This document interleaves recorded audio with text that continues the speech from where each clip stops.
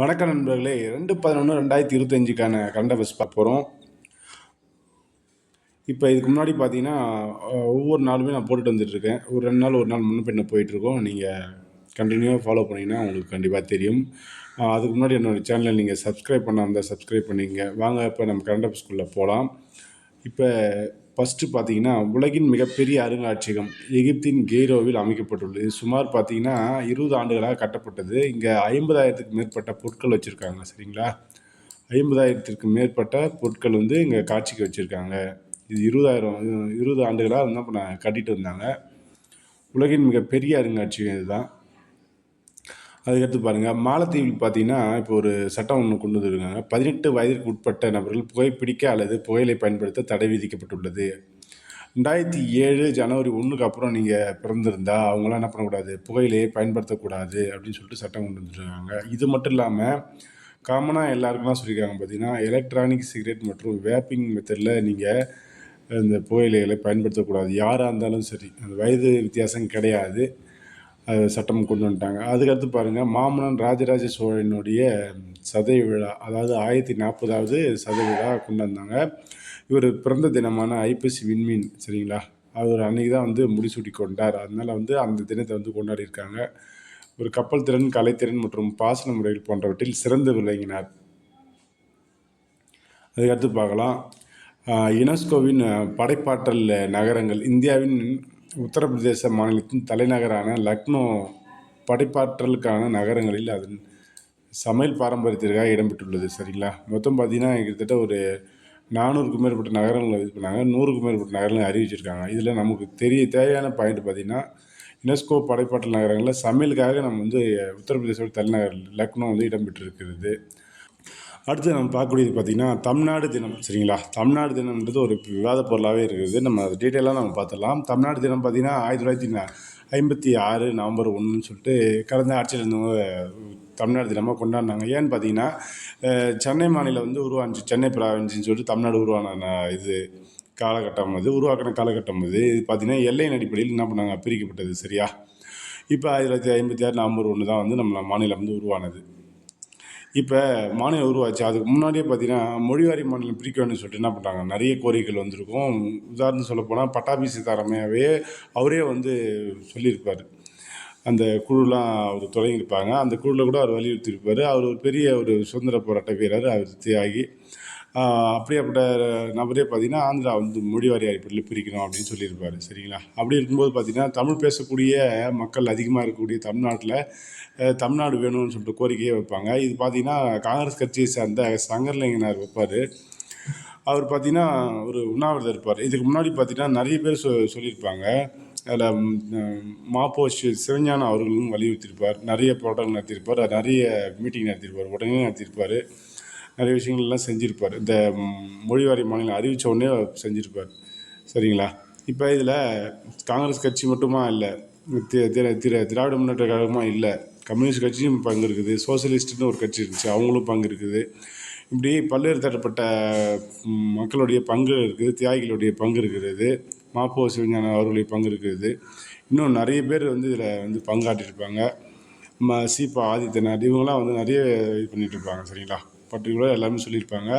ஆனால் பல முறை வந்து இந்த கோரிக்கை வந்து நிறைவேற்றப்படாமல் தோற்கடிக்கப்பட்டிருக்கும். திமுக வந்து ராம அண்ணல் நினைக்கிறேன், அவர் வந்து உறுப்பினர் கொண்டு வந்திருப்பார். அவர் கொண்டு வந்ததே பார்த்திங்கன்னா தோற்கடிச்சிருப்பாங்க. இப்போ இவருடைய கொள்கையை நம்ம பார்க்கலாம். இவருடைய இந்த கோரிக்கைகளை பார்க்கலாம். 12 கோரிக்கைகள் பாருங்கள். ஃபஸ்ட்டு கோரிக்கை பார்த்திங்கன்னா, மொழிவாரி மாநிலங்களை அமைக்க வேண்டும். மெட்ராஸ் ஸ்டேட் சென்னை ராஜ்யம் என்ற பெயரை மாற்றி தமிழ்நாடு என பெயர் மாற்றம் செய்ய வேண்டும் அப்படின்னு சொல்லிட்டு ஒன்று கேட்டிருப்பார். சரியா? அதுக்கடுத்து பார்த்திங்கன்னா, ரயிலில் ஒரே வகுப்பில் அனைவரும் சமமாக பயணிக்க வேண்டும் அப்படின்னு கேட்டிருப்பார். அதுக்கடுத்து பாருங்கள், வெளிநாட்டு விருந்தினர்களுக்கு நடனம் போன்ற ஆடம்பரங்களை அளிக்கக்கூடாதுன்னு சொல்லியிருப்பார். சைவ உணவு வழங்க வேண்டும். அரசு பணியாளர்கள் அனைவரும் கதர் ஆடை அணிய வேண்டும்.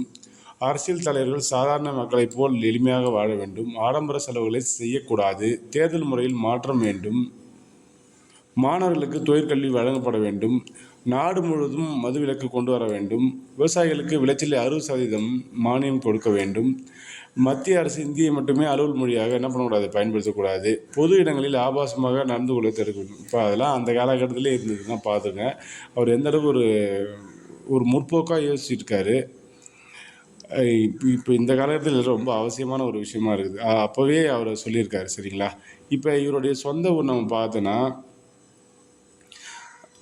மண்மலைமேடு விருதுநகரில் தான் வந்து போராட்டத்தை ஆரம்பிச்சிருப்பார். எப்போ ஆரம்பித்தார் பார்த்தீங்கன்னா 1956 ஜூலை 27 ஆரம்பித்து அக்டோபர் 13 முடிச்சிருப்பார். 76 நாட்கள் அல்லது 79 நாட்கள் சொல்கிறாங்க. 76 நீங்கள் எடுத்துக்கங்க. இதுதான் கரெக்டான ஒரு டேட்டாவாக இருக்கும். நான் மீதி எல்லாம் சொல்லிட்டேன். தனிநபர் மசோதாலாம் எல்லாம் கொண்டு வந்தாங்க, தோற்கடிக்கப்பட்டதுன்னு சொல்லிட்டேன். இப்போ திராவிட முன்னேற்ற கழகம் 1967 ஆட்சிக்கு வராங்க. அவங்க 1968 ஜூலை 18 ஒரு தீர்மானம் கொண்டு வராங்க. அது வெற்றியும் பெறுகிறது. தமிழ்நாடு என பெயர் மாற்றம் செய்யப்பட வேண்டும் மசோதா என்ன பண்ணுறாங்க, நிறைவேற்றம் செய்யப்பட்டது. இதனைத் தொடர்ந்து பாராளுமன்றத்தில் என்ன பண்ணாங்க, ஒரு மசோதா வந்து அவங்க வந்து நிறைவேற்றி ஒப்புதல் அளிக்கணும்ல. 1968 நவம்பர் 23 பார்லிமெண்ட்டு என்ன பண்ணுது, ஓகே சொல்லிடுது. சரியா. நம்ம தமிழ்நாட்டுக்கு இருக்கக்கூடிய சிறப்பு என்னென்னா, இந்தியாவில் இருக்கக்கூடிய எந்த ஒரு இதுக்கு கூட பார்த்தீங்கன்னா மாநிலத்துக்கு பார்த்தீங்கன்னா அந்த மொழியில் இருக்கும். ஆனால் இந்த நாடுன்ற வார்த்தை நமக்கு மட்டும்தான் இருக்கும் அந்த சிறப்பு. நம்மளுடைய மொழி வந்து தமிழ் மொழி, நாடு தமிழ்நாடு, நல்லா பார்த்துங்க சரிங்களா. இப்போ இந்த மசோதா நிறைவேற்றம் செய்யப்பட்டது 1969 ஜனவரி 14 அன்று தமிழ்நாடு என பெயர் மாற்றம் செய்யப்பட்டது. சரிங்களா. அதிகாரப்பூர்வமாக என்ன பண்ணுறாங்க, அறிவிக்கிறாங்க. இதை ஒட்டி தான் சொல்கிறாங்க பார்த்தீங்கன்னா, இப்போ ஆட்சிக்கு வந்து அவங்க திராவிட முன்னேற்ற கழகம் அண்ணா அவர்களால் ஜூலை 18 அன்று தமிழ்நாடு என அந்த பெயர் மாற்றம் செய்யப்படுது. இதுதான் வந்து தமிழ்நாடு தினம் அப்படின்னு சொல்லிட்டு கொண்டாடணும் அப்படின்னு சொல்லிட்டு சொல்லிட்டாங்க. சரிங்களா.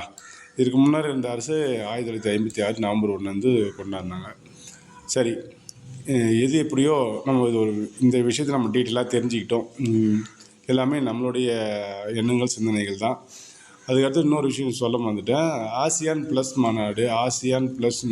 மாநாடு பார்த்திங்கன்னா அது நான் அடுத்து டீட்டெயிலாக கொடுக்குறேன். அது பார்த்திங்கன்னா ஒரு ஆசியான் அமைப்போடைய இது சொல்கிறேன். அது பார்த்திங்கன்னா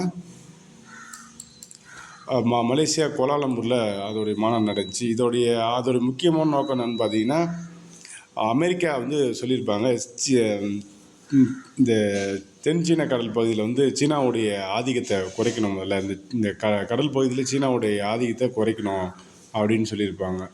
அது கூட பார்த்திங்கன்னா தென்சீன கடல்ன்ற வார்த்தையை அவாய்ட் பண்ணிட்டு இந்த பசிபிக் பிராந்தியத்தில் வந்து நல்ல ஒரு ஒற்றுமை இருக்கணும், இவங்களுடைய ஆதிக்கத்தை குறைக்கணும், ஒவ்வொரு நாட்டுக்கும் இறையாண்மை இருக்கிறது, அதை மதிக்கணும் அப்படின்னு சொல்லிட்டு சொல்லியிருக்காங்க. மலேசியா தலைநகர் கோலாலம்பூரில் இப்போ நடந்துச்சு. இதில் நம்மளுடைய பாதுகாப்புத்துறை அமைச்சர் ராஜ்நாத் சிங் அவர்கள் கலந்து கொண்டார்.